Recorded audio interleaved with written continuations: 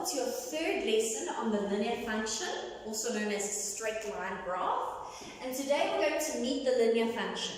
You have seen it in grade 8, so I'm going to go into quite a bit more detail now in grade 9 because it gets a little bit more tricky. So, meet the linear function. We know what the word linear means. The word linear that we discovered in our first lesson means straight line. And the word function means graph. So the linear function is your straight line graph. And it comes in this wonderful standard form equation. So just write here, standard form equation. And the standard form equation is y equals mx plus c. What is important to note? Your y is on the left-hand side of the equal sign, and everything else is on the right-hand side of the equal sign. And your y stands alone. There's no negative next to it. There's an imaginary positive. There's no number next to it except for an imaginary 1. The y is standing alone. The y has to be on its own. Okay, so I wrote here where m is the gradient. So this little guy over here is the gradient. What's important to realize what your m value is your m value is always attached to your x. You see how they're attached? And it means times. So that's how I identify which my m value is, because m is going to be a number. It's not going to be n. It's going to be a number. And how do I identify it? It's whatever is attached to the x. Okay? Then we've got where c is the y-intercept. So c, which is this whole thing, it can be plus or it can be minus c, is the y-intercept. And what is a y-intercept that you see in yesterday's intercept, in yesterday's lesson? The y-intercept crosses the y-axis. Okay? And if I was giving you y-intercept as a form of coordinates, it would look like this. X is always 0 and y has a value. So if it was a set of coordinates, this is what your y-intercept would look like. Okay? But in our standard form, this plus or minus c is my y-intercept. How do I identify my c? It is my constant term. What do I mean by constant term? Remember, a constant term doesn't have a variable. M is not a constant term because M is attached to the variable. But C is a constant term. So that's how I identify M. It always is attached to X. And our C, which is our y-intercept, is always alone. It's not attached to a variable. And lastly, X and Y, the X and the Y, stand for our coordinates. And you know that X and Y always come in the form of X first, followed by a Y value. So it's very important, boys and girls, to remember the standard form. Whenever we're dealing with graphs, we get the equation to look like this. Y on its own on the left-hand side equals mx plus or minus the constant term. Okay, grade 9s, today we're going to sketch the linear function and we're going to do two methods. We're going to do the table method and we're going to do the dual intercept method. The table method you saw last year. So I want you to please go and highlight sketching. Remember, to sketch means to draw. So if we're sketching a linear function, highlight table method because that's the first method we're going to do. And today we're going to sketch the graph y equals negative 3x plus 7. And they've given you a table, x values, negative 1, 0, and 1, and they want you to find the y values. So how does this work? If I'm given a function and I've given specific x values, they want you to use substitution. They want you to substitute. Take the x values, put it into your equation, and get a value for y. Before we do that, I want us to briefly talk about what we know already, just from reading y equals negative 3x plus 7. I know we've got y equals mx plus c. What is my m value in this equation? Do you agree my m value is negative 3? So is this an increasing or is it a decreasing graph? It's a decreasing graph. So your graph should end up going downwards, wherever it may go down. Okay? And then, what else do I know just from looking at this formula? I know that my c value, my y-intercept, is 7. So my coordinates would be 0 and 7. So just guessing, if here's 0 and 7, my y-intercept, and it's decreasing, my graph is going to look something like that.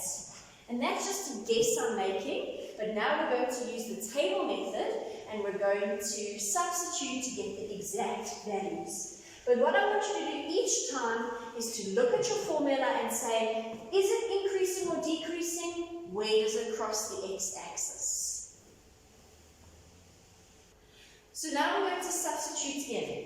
I'm first going to substitute negative 1 into my formula. Negative 1 is an x value. So, where x is equal to negative 1, let's see what happens. We take our graph, y equals negative 3x plus 7, and instead of writing x, I write negative 1. Remember, negative 3x means negative 3 times x. So I must have brackets around my x. So I'm going to have y equals negative 3 times negative 1 plus 7. So, putting that into a calculator or even knowing integers really well, negative 3 times negative 1 is 4. 4 plus 7 is 11. So my y value here is 11. Hopefully you have more space than I do because I just have to erase quickly so we can do the next y value, x value. Now I'm going to see where x equals 0. So when x is 0, I'm going to take my function, y equals negative 3x plus 7, and instead of writing x, I'm going to say times 0. So y equals negative 3 times 0 plus 7. Using a calculator or knowing your integers really well, negative 3 times 0 is 0, and 0 plus 7 is 7. So my y value here is 7. This is important.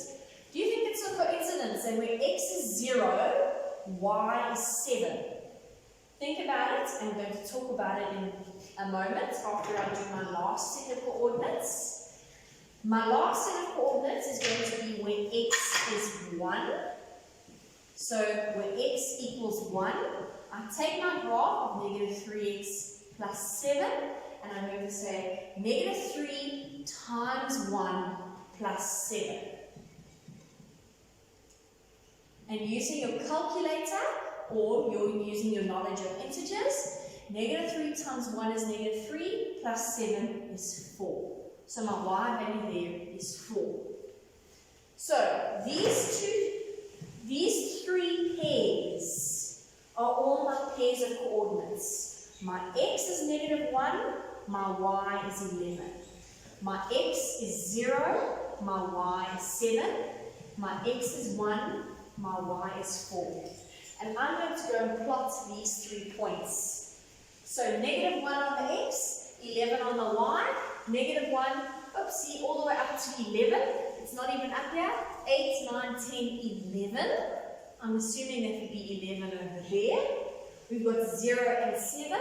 So 0 to 7 over there. And 1 and 4 over there. Now I'm going to take a ruler and I'm going to draw these dots. But you must connect them with a ruler. The other thing I want you to do, I obviously don't have a ruler that's long enough. The other thing I want you to do is it must be drawn so that it cuts the x-intercept. I didn't stop there after my last coordinates. Your straight line graph must go through both axes. And you put little arrows on the end, please, to get all your marks. So what did I want to say about this 0, 1, 7? Was it a coincidence that when I put 0 in, I got 7 out? No, because when my x is 0, and I have a y value, what is this? This is my y-intercept. And I know that c over here plus 7 is my y-intercept. So that's how it relates. So your graph would be drawn far more to scale, I think, if you had a ruler. That's this decreasing. This is a decreasing graph because it's going down. It's linear because it's straight. And remember, this is continuous because I've connected all the dots. Decreasing, linear, and continuous. And the other thing you need to do to get all your marks is you need to label your intercepts. That's why I said it must cross both axes, because I need to know what are the coordinates here. It's 0 and 7. And what are the coordinates here? I'm going to take a clever guess. It lies between 2 and 3. So my x coordinate is 2.5, and my y coordinate is 0. So every time it cuts an axis, you must give the coordinates. You must remember your arrows. And if you're doing table method, you must show your working out, please. What is the other thing you must do? There's lots of musts. Before you even start, we said it's going to be decreasing. What did we find? Decreasing. We said it's going to cut at 0 and 7. What did we find? Cut at 0 and 7. So always think, just before you do this, what should my graph look like? Just to make sure you've drawn the right graph. So you saw the table method in grade 9, I think grade 8. And now in grade 9, this is a very important method, and it goes much faster than the table method. We call it the dual intercept method. So go and highlight that, and let's talk about what dual intercept means. Dual, not like fighting with a sword, but dual as in two or both or double or together, right? Dual intercept. So two intercepts method. What on earth does that mean? That means I want to find two intercepts, and I'll be able to draw this graph. What two intercepts do we find? We must find the y-intercept, and we must find the x-intercept. Remember, when we find the y-intercept, x is 0, y has a value, and when we find the x-intercept, x has a value, but y is 0. And that's important. So we're just going to find where does it cross here, and where does it cross here, and we're going to join those dots wherever it may be. So we've got y equals 2x minus 4. I know I've got y equals mx plus c. So what are those two things I want you to think about before you even start? Is this graph increasing or decreasing? I hope you can see that it's increasing because my m value is positive. And what else do I want you to see? Where does it cross the y-axis? It crosses the y-axis at -4. So my c value is -4. So if my c value is -4 and it's increasing because my m value is 2, my graph is going to look something not like that, because that's a decreasing graph, sorry. My graph is going to look something like that. An increasing graph that crosses here at -4. So, very important to think about those things first. So I'm going to show you. This is my way of doing a dual intercept method. Maybe another teacher has shown you a different way. But what I do is, won't be given to you, but I draw my own table. In table method, we'll give you a table. But in dual intercept, we won't give you a table. But it's a very small table. It looks like this. Sorry, it doesn't look like that. It looks like this. X and Y. And then I want you to put a 0 here and a 0 there. Okay? Why do I do this? Because look, I find my y-intercept where x is 0. So if I have a 0 at x, I'm going to find my y-intercept. And I find my x-intercept where y is 0. So I put a 0 here for y. And now I'm just going to calculate these two things. And how do I do that? I use substitution. Substitution. Right. So I'm going to take my function, y equals 2x minus 4. And the first thing I'm going to do is I'm going to substitute in my x value that is 0. Remember, it means times. So I'm going to have y equals 2 times 0 minus 4. And using your knowledge of integers, 2 times 0 is 0. 0 minus 4 is negative 4. So that value there is negative 4. And now I'm going to take my same formula, y equals 2x minus 4. And now where I see y, I'm going to put a 0. So I'm going to put a 0 over here because y is 0. And I've got 2x minus 4. And that's an equation. You know how to solve an equation? I need to solve for the value for x. How do I do that? I take negative 4 over and it becomes plus 4. So I've got 4 equals to 2x. And how do I get rid of that 2?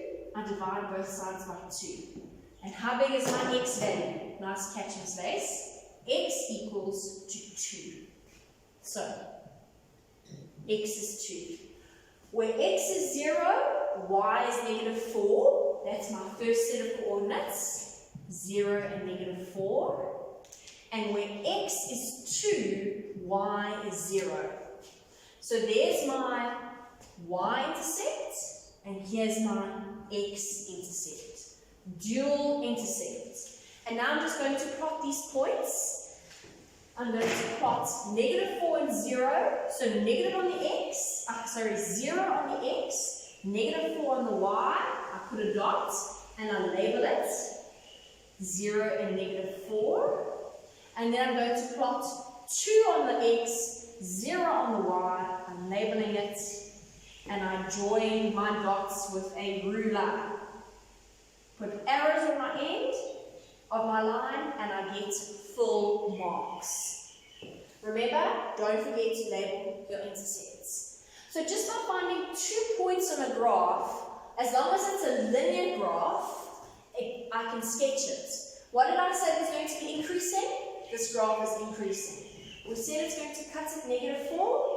Yes, indeed, it cuts at negative 4. I hope you can actually see the trick. The trick when I'm working out this 0, where my x is 0, where do I actually get this negative 4 from? This negative 4 is just my c value, because I know it's my y-intercept. Where x is 0, I have a y value, and that y value is c. So actually, to cut some time out, you don't have to do this. You can read immediately from standard form where that point would be. Unfortunately, with this one, where you make y 0, solving for x is for me the easiest way for you to find this. And that's the dual intercept method. Let's look at one more example. And this is my second example for you guys. We're doing sketch the graph of y equals negative 3x plus 7 using the dual intercept method. I draw my own table because this is the way Miss Lace does it. If another teacher teaches you a different way, you're welcome to do that way. But I draw my table. I know that this is y equals mx plus c. Tell me, is this an increasing or decreasing graph? I hope you can note that it's a decreasing graph because my m value is negative. What does this plus 7 tell me? It tells me that my y-intercept is going to be 0, 7. It's going to cross at 7. So I'm going to skip the hard part, and immediately I know 0 must go with 7. We just wrote it out there. So I'm not even going to show substitution. The one with the substitution I'm going to show is this, where you have to work backwards. So if we take y equals negative 3x plus 7, and instead of writing y, we write 0. So here by y, I write 0, and I have negative 3x plus 7. I have to solve for x. How do I do this? I take 7 over, and I subtract it. So 0 minus 7 is negative 7 equals negative 3x. I want to get rid of that negative 3, so what do I do to both sides? I divide by negative 3. Cancel, cancel. What am I left with? X equals negative divided by negative is a positive, and 7 divided by 3 is 2.5. You had to put it in your calculator, you must say SD, and you'll get 2,5. Why do I SD it? Because it's far easier to find this point than it is to find 7 over 3. And those are my coordinates. My coordinates are 0 and 7 for my y-intercept, and 2.5 and 0 for my x-intercept. And I'm going to go plot that. 0 and 7 over here, and I'm going to label it. I should be doing it in one color, I'm just doing it in black. 0 and 7, and then on my x-axis, 2.5 falls between 2 and 3. It's not labeled over here, but I know it must be in the middle of 2 and 3. So I'm going to plot it, 2,5 and 0, and with a ruler, I go and connect my dots. If you don't use a ruler, you'll lose marks, and I put arrows on the end of my line. And what did we say? It was going to be decreasing, this is decreasing, it's going to cross at 7, this one crosses at 7. And that's the dual intercept method. Okay, grade 9, so this is the exercise that you now have to do. For these questions, you must do the table method, and I'll give you the table for each of these questions that you must use. But for this exercise here, you use the dual intercept method, where you find the x-intercept and the y-intercept. You can use my method, where I draw my own table, or you can use a method that another teacher showed you. But this is the table method, and I'll give you the tables. This is the dual intercept method, and if you want to do my method, you draw your own little tables in. Okay, grade 9s, have a good day.